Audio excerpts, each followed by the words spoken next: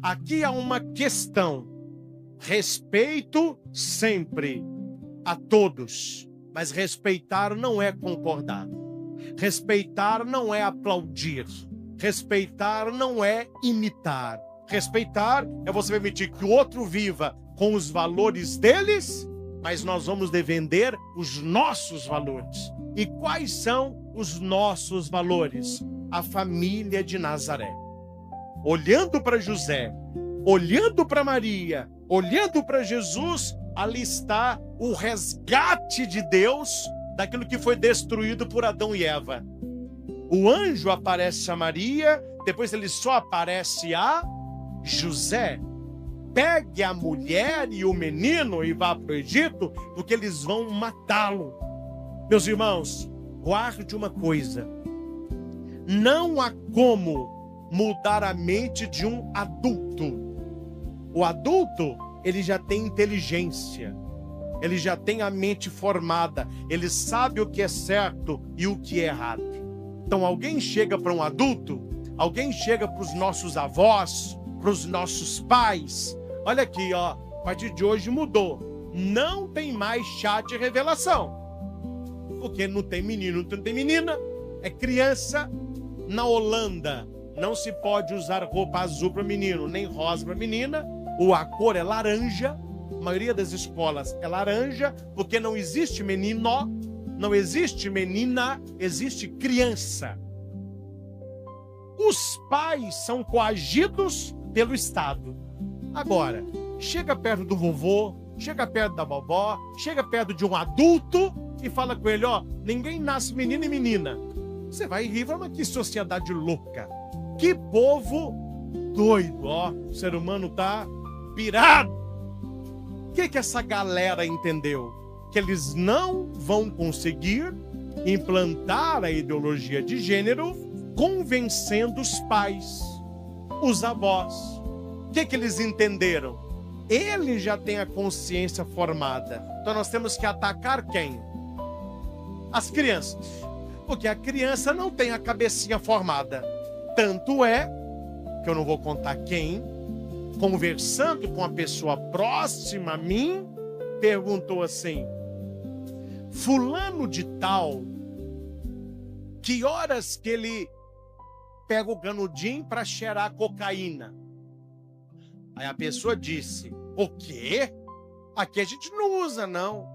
Ah, porque lá em casa os meus primos ficam. Eles pegam o canudinho e fazem assim. É uma criança que é criada na boca de fumo e que nós estamos acompanhando a família e ela fica como a família que está cuidando dela. Ela tem certas perguntas que para nós a gente nem pensa, mas é a vida dela. Ela acha normal. Todo mundo tá, ela fala, que hora que eles fumam aqui? Aí o casal falou aqui, ó, esse aqui é meu filho.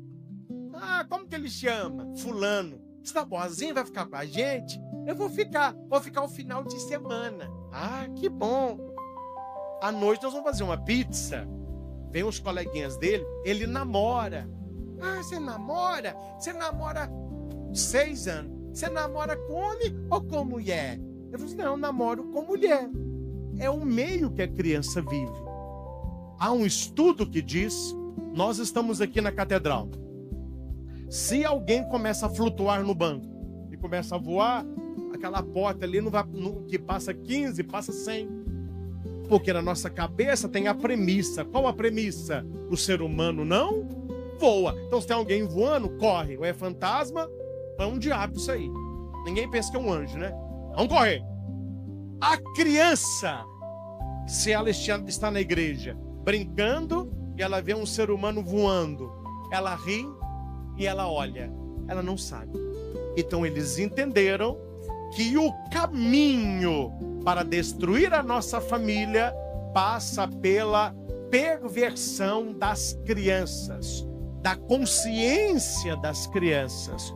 Por isso, objetos, desenhos, músicas, filmes. Não sei se você tem essa visão crítica assistindo os últimos filmes da Disney, que eles já tinham feito os filmes Cinderela, Bela Adormecida, Pé de Feijão. Eles estão fazendo os filmes de novo atualizados. Você vê claramente a ideologia passando uma atrás da outra.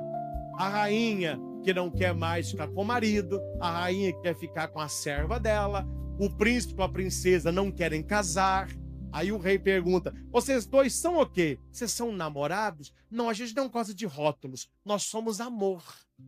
E isso vai passando.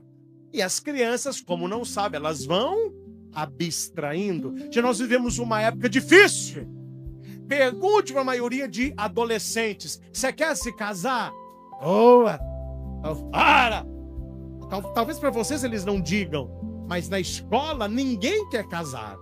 Porque eles não estão aprendendo o valor da família, o valor do casamento.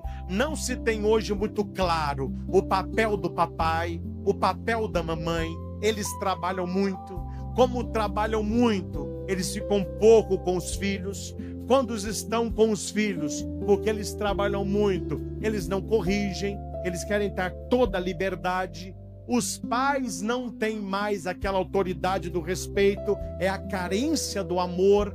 Não é raro você escutar o papai pro menino: ô Juninho, você ama o papai? Fala, você ama o papai? Amo. Pergunta para as nossas mães e para as nossas avós se estão preocupados em ser amado.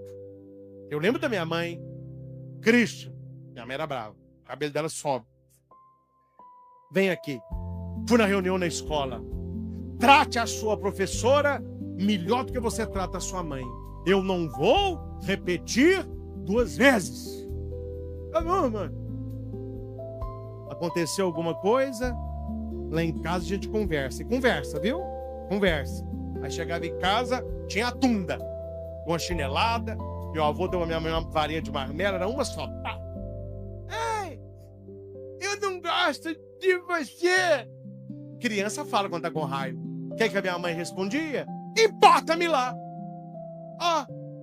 Eu não quero que você me ame. Eu quero que você me respeite. Filho tem que respeitar pai e mãe. A gente escutou isso. Só que a neurociência explica que o respeito da tenra idade, ele virará amor na idade adulta. E o amor sem limite na tenra idade, ele virará problema na idade adulta. As crianças crescem e com elas os problemas. Não se tem respeito porque se tem muito amor. E lá na frente, quando der errado, o que os pais perguntam? Padre, onde foi que eu errei? Eu fiz tudo para ele. Eu dei tudo para ele. Melhor presente, melhor colégio. Ele já conhece a Disney, tudo que ele quer. Aí, ó, você deu tudo, mas você não se deu. Você deu tudo, mas você não se deu. Teve um mineirinho, sabe? Que ele queria trabalhar. Aí ele falou assim: eu não sei trabalhar com muita coisa. Olha, tem um homem rico que está contratando alguém naquela fazenda lá em cima. Tem o pontilhão, tem o rio, tem a linha, aquela fazenda lá em cima. Aí eu vou lá. Aí ele chegou e falou: ó, eu queria trabalhar pro senhor. Que bom que você veio. O trabalho é muito simples, não tem dúvida não. A minha fazenda é muito grande. Eu tenho aqui um gado holandês, muito caro. Uma vaca dessa compra 12 das do Brasil. 1 quilo de carne dessa vale 7 vezes o preço do Brasil. Então, são um gado caro. E no meio da minha fazenda passa um trem. Qual que é o seu trabalho? Tirar as vacas do trem. A hora que você vê que o trem tira as vacas, tira os boi, o trem passar. Só que o mineirinho, sou eu não. Ele era meio preguiçoso. Ele pensou assim: uai, bobagem. Por que eu vou ficar tirando vaca da linha do trem? É muito melhor eu matar o trem. Eu mato o trem, posso dormir o dia todo. Ele não conhecia trem, não. Você tá tudo para mineiro é trem. Ele pegou um pau, escondeu atrás de uma moita de acerola e ficou esperando o trem para matar com a cacetada. O trem não passou o dia todo. Era mais ou menos ali 5h30, 5:45 da tarde, aquela hora do lusco-fusco, não vejo. Ele começou a escutar assim. Falou, opa, é agora. Minha vingança será maligna. Ele pegou o pau, ficou atrás. Ele foi escutando cada vez mais alto. E o trem saía de trás de um monte. E ele foi ficando mais alto. A hora que ele escutou o barulho, ele pula no meio da linha do trem com o pau. Aparece aquela máquina gigante, com aquele farol vermelho, aquele fumação. Ele falou assim: Santa Maria, Mãe de Deus e dos homens da boa arma. Isso não é trem, não, isso é o cão, isso é o diabo. Ele fica tão horrorizado que ele fica paralisado. E o trem passa. Mas matou vaca e boi à vontade. E ele ficou olhando o trem assim. Tanto de vaca morre. E vem o dono. Ô, seu maluco! Ô, seu louco! Seu primeiro dia de trabalho, você me dá um prejuízo desse? Pois você está demitido? Mas você vai me pagar o dia de hoje? É safado mesmo. Vou te pagar, porque hoje você precisa ir lá na justiça, acabar de você ganhar ainda. Passa lá em casa que eu vou te acertar. Eu não quero te ver nem pintado a ouro, viu? É porque eu ia matar eles. Ele é grande demais. Eu não quero um pio. Não quero um pio. Vem cá para você receber. Entrou na casa, fica aqui na sala. Vou no meu cofre buscar uma diária para você. Idiota. E o dono entra. Ele fica na sala. Ele escutou assim. Tic, tic, tic, tic, tic, tic, tic. E pegou o pau. Ele veio atrás de mim. Ele começou a andar dentro de casa. Olha que ele entrou no quarto do filho do cara. Ele estava brigando de ferrorama da estrela. Aquele trenzinho. Falou, aquele não matei não, mas esse eu mato. Ele pegou o buveiro, arrebentou o trem do menino. O menino, ele tá louco, pai. Ele tá louco. Mas quebrou tudo. Aí o pai chega. Ô, você tá louco, meu chapa? Além de matar meu gado, você quebrou. Falou, me agradeça. Grande não mata não, mas fiote eu mato. Depois que cresce, é um perigo, viu? E o senhor pode agradecer a Deus que o trem vem de comprido. Se ele vem de lado, ele leva até a sua fazenda. Qual é o sentido do trem pequeno arrebentado? É a criança. A criança é linda, é fofa, faz gracinha, mas aquela criança vai crescer. E quando essa criança crescer, se ela não for educada na lei do Senhor, ela morderá a mão que alimenta. Por isso os pais têm pago um preço caro por darem tudo, mas não se darem aos filhos. E como eu disse que os canhões estão apontados para a nossa família, qual que é a solução? Vamos falar de coisas boas. O que, padre, eu posso fazer para que a minha família seja um lugar da bênção e da graça? Diga para quem está do seu lado, levante um altar. Fale isso. Quem está do outro lado, levante um altar. Nós temos um primeiro altar, que é o altar da adoração. Quem matou Abel? Caim. Antes de Caim matar Abel, Abel apresentou para Deus no altar o que ele tinha de melhor. E ele adorou o Senhor. Chegou Caim, deu para Deus resto de gordura, pedaço de couro, carne podre. Deus olhou e rejeitou a oferta de Caim. Deus não olhava o que estava sobre o altar, mas o coração com que oferecia. Gente, infelizmente, eu falo com tristeza, tem muita gente que acha, me desculpa a expressão, não precisa me entender claramente, que a gente fala assim, eu estou no microfone, tem gente que não fala, vou falar só para você pensar. Tem gente que acha, como a minha mãe fala, que ficar batendo bunda em banco de igreja vai para o céu. Há muita oferta que Deus não aceita. Há muita oração que não chega ao coração de Deus, porque o altar não foi feito de coração. Os dois ofertaram, os dois estavam na presença de Deus, Deus acolhe um e rejeita outro. O que Deus acolheu Abel? Um altar de adoração. Ele levantou um altar e Deus honrou. Abraão, querendo o filho da promessa.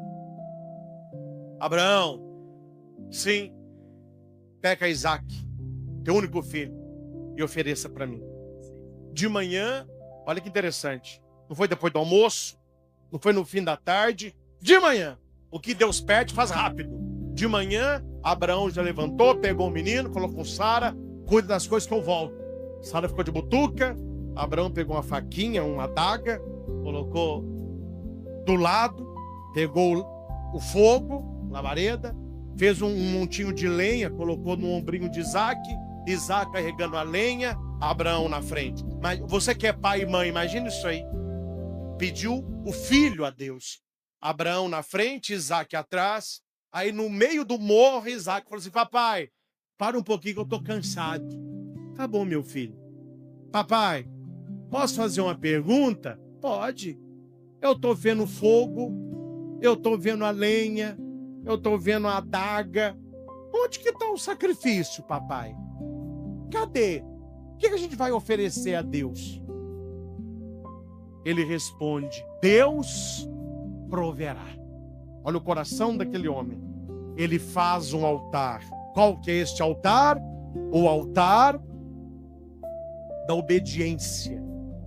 E ele deita o seu filho, mas na hora de ofertar, o anjo diz: não faças mal. Deus viu que você o teme. Raciocina comigo. Eu estou fazendo a base. Deus olhou para Abel, viu o altar de Abel, aceitou o sacrifício, abençoou. Deus viu o altar de Abraão, o altar da obediência, não faças mal ao teu filho. Na hora que Abraão olha assim do lado, tem um cordeirinho preso no meio dos espinhos pelo chifre. Dá para saber. O que Abraão não fez com o filho dele e o que você não precisa fazer com o seu filho, Deus fez com Jesus por amor a nós. Aquele cordeirinho é Jesus, preso pelo chifre, espinho, coroa de espinho. Há um altar que não está no meu roteiro, mas lembrei agora, se Deus soprou, deixa eu falar dele. Um altar antes de Abraão e depois de Abel, o altar de Noé. Arca de Noé. Noé salvou as famílias do mundo inteiro? Sim ou não? Vocês não sabem a resposta, né? A resposta é não. Ele salvou a família dele. Deus falou: pega a tua família, os teus parentes e entra para a arca. O resto, vou terminar. Deus salvou as famílias do mundo inteiro? A resposta é não. Solta a voz. Noé salvou as famílias do mundo inteiro? Ele salvou a família de quem? A arca de Noé é a sua casa, é a sua família. Não tem como a gente salvar a família de todo mundo, mas você pode salvar a sua família. Ser um canal de Deus dentro da sua família. E depois que a água baixou, que Noé desceu da arca, desceu com ele a família, os casais de animais, o que Noé faz? Um altar. Ele faz o altar e ele louva a Deus. Temos o altar de Elias, o altar de Eliseu, o altar de Isaías. Mas eu quero falar de um altar que ultrapassa todos estes. O altar do Calvário. Jesus é sacerdote, é oferta e altar. Altar é a cruz. Sacerdote é ele, oferta é ele. Ele se oferece. Olhando para a cruz, nós vemos o altar do amor de Deus. E Deus olha para Jesus e Deus aceita o sacrifício. O altar do Calvário. E nós? Qual é o nosso altar? Não existe, meus irmãos, salvação de família sem oração. Uma família que reza muito, ela é abençoada muito. Uma família que reza pouco, ela será pouco abençoada. Uma família que não reza, ela não se preocupa com a bênção de Deus. Se na sua casa ninguém reze, reze você. Se na sua casa ninguém está fazendo o altar, faça você. Eu gosto muito de Abraão, porque o contrário de Abraão é Sara. Tenho nada contra Sara, mas Sara era meio malandrinha, sabe? Sara é a boa vivã.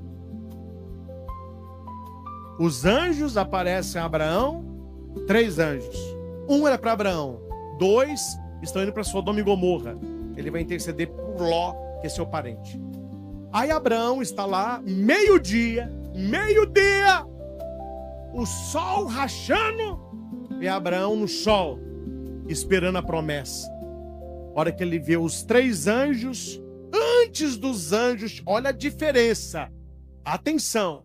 A hora que ele vê os anjos, ele pega uma toalha, abre a toalha, pega vinho, pega água, pega leite, pega suco, fruta, pão ázimo, carne, na sombra, e diz: sejam bem-vindos, preparei para vocês. Eles olham e dizem assim: ano que vem nós vamos voltar e você terá um filho. Essa promessa foi dada, ele tinha 75 anos. Agora ele está com quase 100 anos e ele não desistiu da promessa. Só que os anjos, como Sara é esperta, os anjos são espertos. Os anjos olham para Abraão, eles não são da ideologia de gênero. Aí um anjo olha para Abraão e faz assim para Abraão, ó. Ele não tem útero. Aí um anjo pergunta: onde está Sara, a tua mulher? Ele responde: ela está na tenda. Deixa eu mudar o exemplo, voltando na cena com Sara. Abraão já fez o que fez. Sara está na tenda. Ela escutou Abraão puxando fogo, pegando coisa de comer. Ela abre a tenda assim e faz assim, ó. Ixi, visita, não aguento visita. Vou ficar quieta aqui dentro. Daqui eu não saio, daqui ninguém me tira. Esse calor de meio-dia, eu tô aqui na sombrinha gostosa. O que eu sei que o contexto é esse? Porque se não fosse esse, os anjos tinham falado: Abraão, onde está Sara, tua mulher? Está na tenda, chame-a. Quero dar uma promessa para ela. Sara, vem aqui, você será abençoada. Ano que vem nós vamos voltar e você terá um neném. Glória a Deus! Glória a Deus! Essa é mais parada que pra cá, mas acreditou. Eles não chamam Sara, porque ela está dentro da tenda.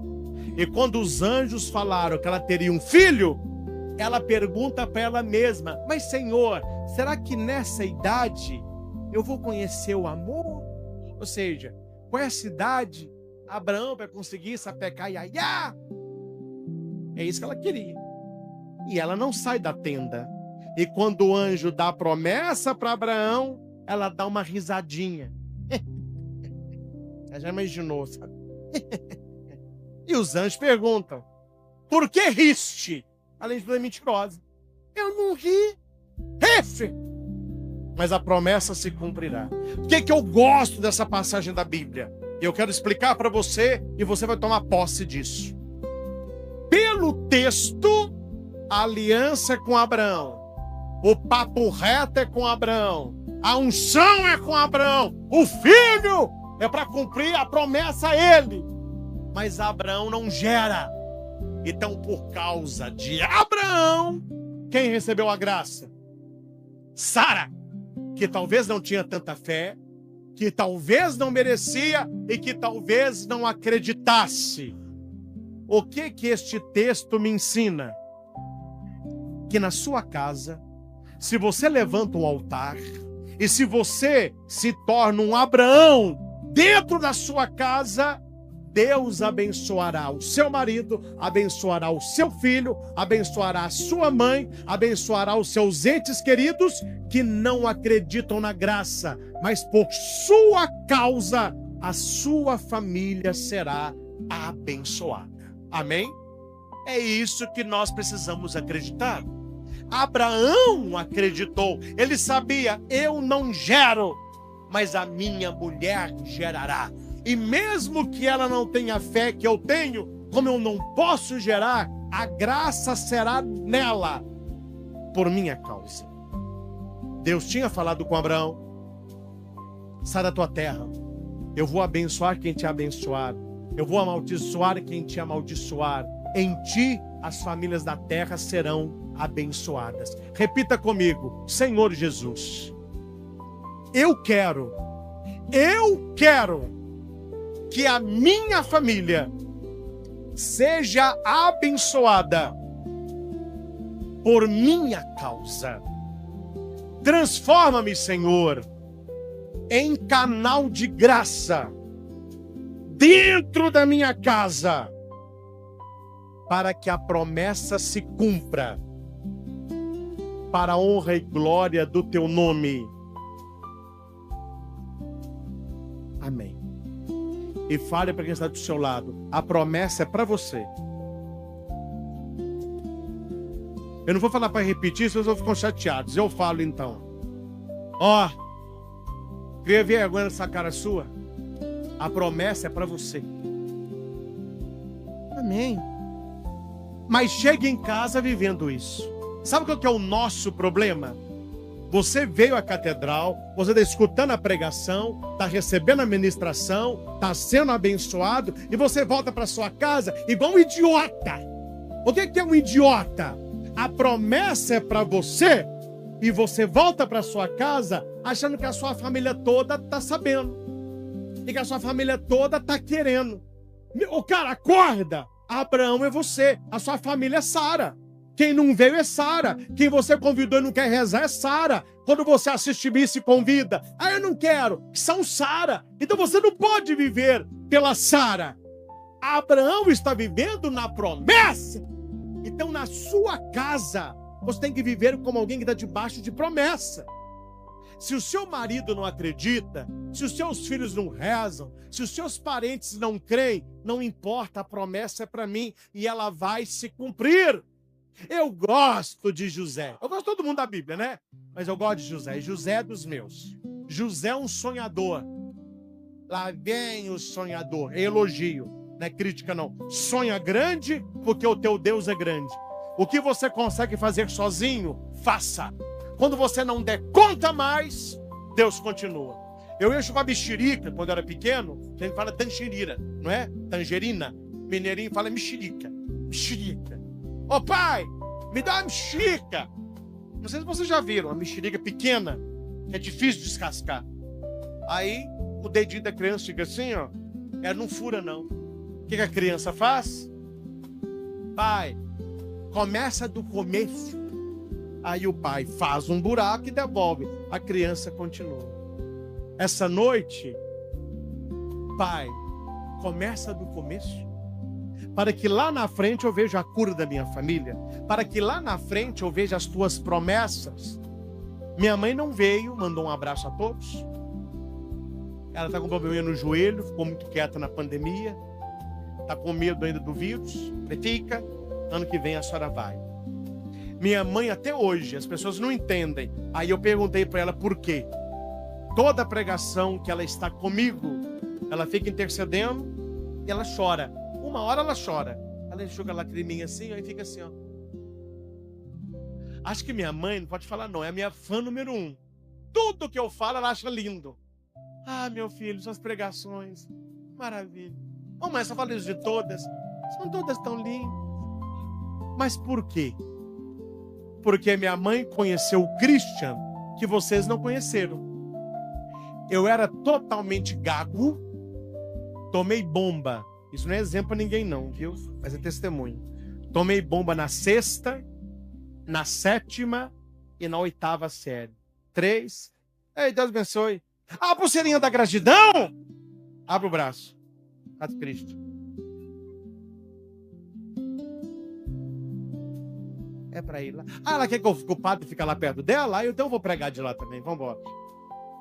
Quem não é ousado, não é usado, né, gente? Deixa eu vir para cá. Quem que é a mãe da menininha? Deus abençoe. Eu não vim aqui nenhuma vez, né, Marisa? Aqui um pouquinho. Mas eu estou falando que a minha mãe conheceu o Cristo que vocês não conheceram. Tomei bomba na 6ª, 7ª e 8ª. 3 anos seguidos. Eu não conseguia memorizar matéria. Não apresentava trabalho por medo de crítica. Formavam grupos na sala. Eu não tinha grupo. Ninguém me queria. Chegava em casa chorando, gago. Quem está chorando, Cristo? Ninguém me quis. Quem está chorando? Eu vou tomar bomba de novo. Minha mãe, vem cá. Deixa eu rezar para você. E eu triste, minha mãe sempre muito católica. Rezar, falou, Cristian, você vai rir da sua mãe. E você vai falar que é coisa de mãe. Que mãe é assim. Mãe não quer ver o filho sofrer, né? Mas quando eu rezo para você, um dia você vai me perguntar, como que a senhora sabia, mãe? E se eu tinha os meus 14, 13 anos de idade. Sempre sonhei ser padre. A minha mãe rezava e falou, olha, você verá que um dia tudo isso vai passar. Deus me dá visões. De você viajando pelo Brasil, você vai ser um grande pregador. Você não vai gaguejar, você vai evangelizar as famílias, os casais. Já vi você pregando a Canção Nova, vi você pregando no Sul, no Norte. Aí eu, tá bom. Quero ir embora. Para mim era...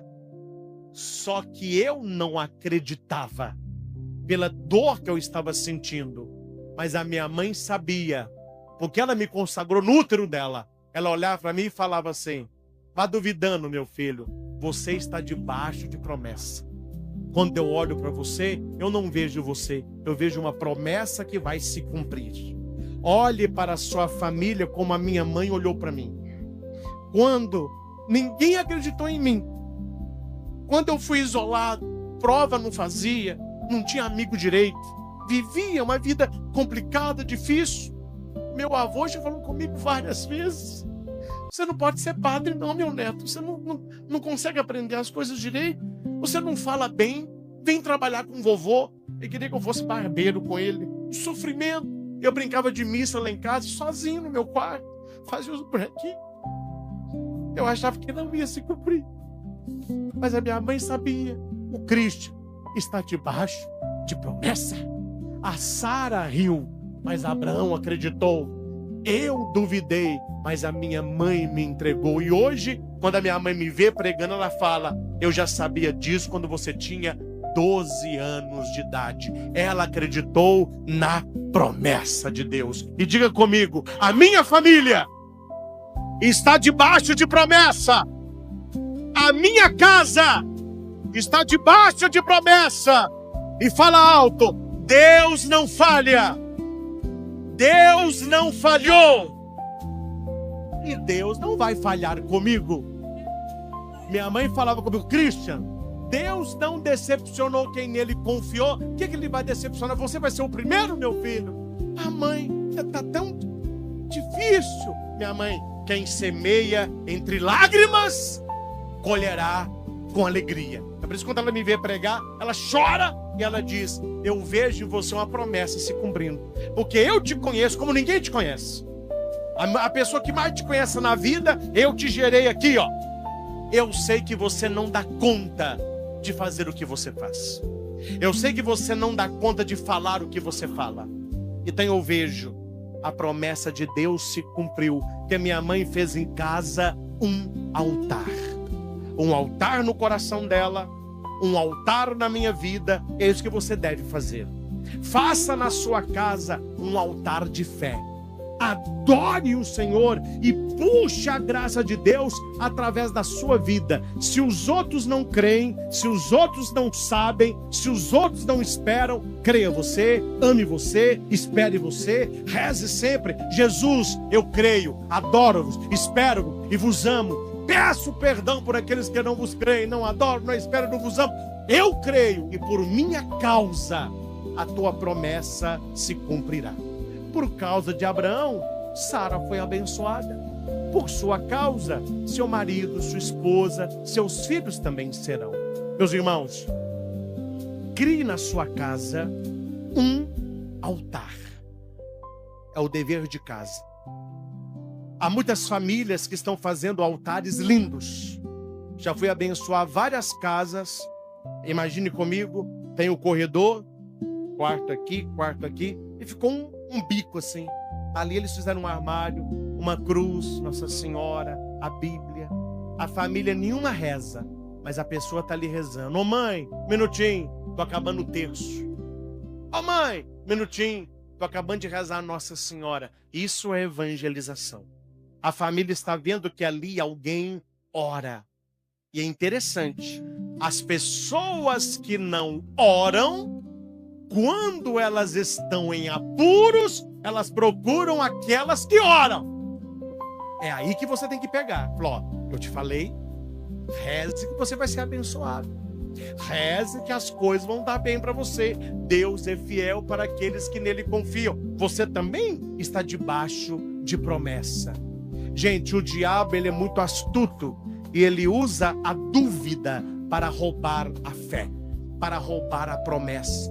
Saia desta catedral com uma certeza. Se você esquecer tudo que eu falei até agora, não tem problema, mas guarde isso. Eu tenho uma promessa de Deus para se cumprir na minha vida.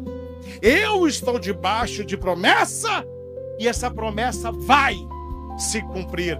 E através de você, para sua família.